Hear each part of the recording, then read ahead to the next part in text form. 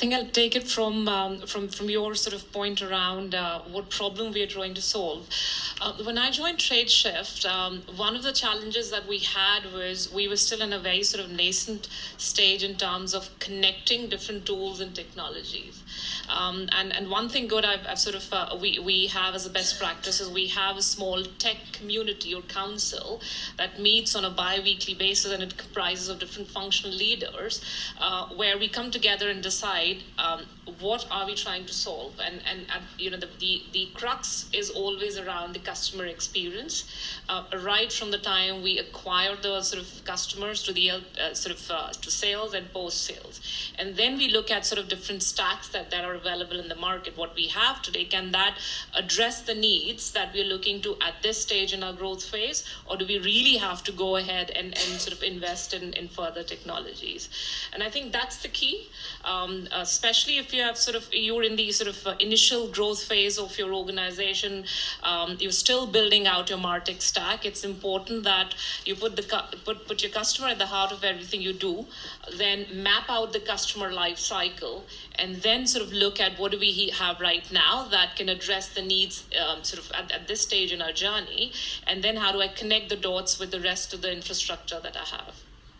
Thanks for that. And Smita, you mentioned that relying on sort of existing what you have and trying to get mileage out of that. I mean, what is your experience in terms of how do you guys go about choosing the right vendors for your needs? Yeah, so I'll continue to sort of drive the message that we first need to look at, hey, based on the need that we have we really looked at the sort of all the functionalities and features of the existing tools and technologies that we have before we start making decisions? Okay, Salesforce is not working, so let's go ahead and invest in HubSpot, or let's go ahead and invest in something else. So this sort of complicates the entire MarTech strategy, and suddenly we are, in this ocean of different tools and technologies that do not talk to each other.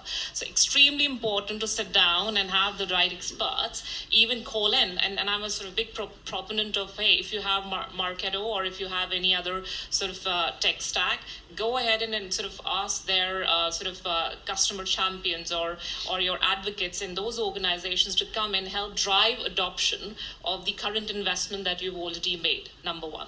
Once you've identified that your current stack cannot sort of address the needs that you have, and then, based on referrals and your own list, ways of sort of procuring the list of vendors, I always love vendors when they act as partners and rather than sort of coming in to sell something. And we had a recent case study where we were looking to sort of evaluate a sales enablement tool, and my sort of head of IT operations sat down and did the demo, etc. Lovely. I love this sort of tool. What I loved over there was where they were not just looking at addressing the sort of this 5 list of things we had sort of identified from sales and marketing enablement, but they went a few steps ahead and showed us what things that we hadn't even thought of. Like, my sales guys could sort of record instant videos about their sort of latest wins and push it through the sales cycle so that everybody else internally could see quick turnaround videos, quick content that sort of internal your own employees can make and talk about it. Now, this is not something which was not featured in our RFP or our list of requirements, but here is a vendor that acted as a partner and went sort of few steps forward in showing us things that we didn't even know we needed. I'll just add in one more point. So it's just like aha moment when you were talking about it. That is also about interoperability of tools. I mean, it's important when we are sort of talking to new vendors or even the existing ones, talk to them about, do they have the APIs? Do they have the ways to connect with the existing CRM that you have? As unless and until different systems talk to each other, you cannot sort of create that sort of seamless sort of experience for your customers as well. Yeah, you could have the best product out there, but if it doesn't connect with what you've already got in-house, it's not going to work. So, very true. I would say in terms of capabilities, it's sort of very important to have and build, especially in organizations, even really evolved and I would say high growth organizations, is to build insights and operations function, marketing operations function, where they have sort of accountability and can take the lead in building out the customer life cycle and being accountable for all the data and insights that's coming in. Because at the end of the day, the tools and technologies are as good as you use them. Data is as good as you utilize and convert them into actionable insights as well. So very strong advice and recommendation for new CMOs and even the older ones who've been around. Build out a strong marketing operations / insights function, and fight the course. Do not let that get centralized and sit under sort of sales ops or business ops. As lot of against sort of scale up organizations, and I'm seeing a trend where marketing ops is getting bundled under sort of a centralized ops, because you want to sort of scale down resources, and there is a thinking within the management or leadership team that it's important that you centralize operations end to end. But again, to be able to show actionable insights for marketing to own the customer journey, the key is to have a solid, robust marketing ops function.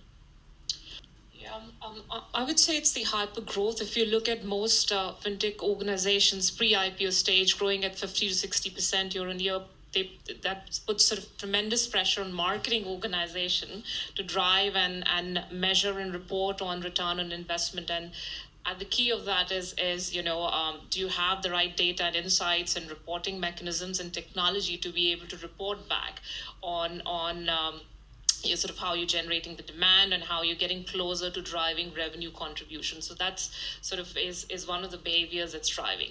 Two, from a customer perspective, customers are looking for hyper personalized experiences, and let's say within payment, one within the competition, it's in terms of how personalized experiences you're giving, how you help sort of the customers feel, and how much sort of you're utilizing their past sort of buying patterns to drive more cross-sell and upsell opportunity becomes the key as well. So it's the consumer that is driving the sort of trends and sort of behavior in terms of investment in the MarTech stack. I've seen this happen a lot in large organizations, and sort of in the most recent years in scale ups, is with the changing leadership and changing sort of management structures, organizations went on this rapid journey to just go ahead and invest in random tools and tech which were not again interconnected, and they created their own monster, which becomes much more challenging to address. So it's again for any sort of new CMOs coming in or people who are in charge of relooking at their MarTech stack, is to sort of simplify and not to complicate it further. Again, go back to looking at what you have, how does it solve these sort of core need business objectives that you've identified, before complicating it further with adding more tools and technology. Thanks, Smita. You might disagree. Yeah, I mean, the way I look at it is, whether it's sort of CRM or sales tech or MarTech, it's not about, functional. Yes, functional accountabilities is needed to get what you sort of get to the end state.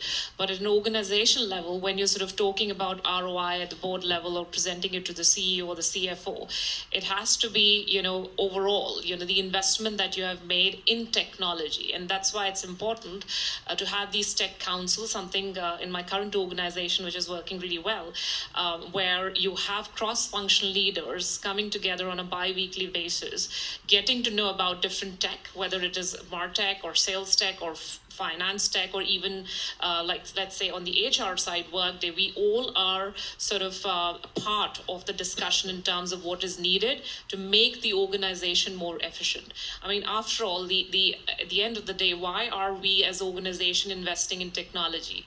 One, to enhance customer experience, that's the external bit, and having a single view of the customer. And two is enhancing the employee experience as well, and making our employees more efficient, whether they're in sales, marketing, HR. And again, everything that we invest, let's say from a MarTech perspective, the consumers internally are not just marketers, it's the business.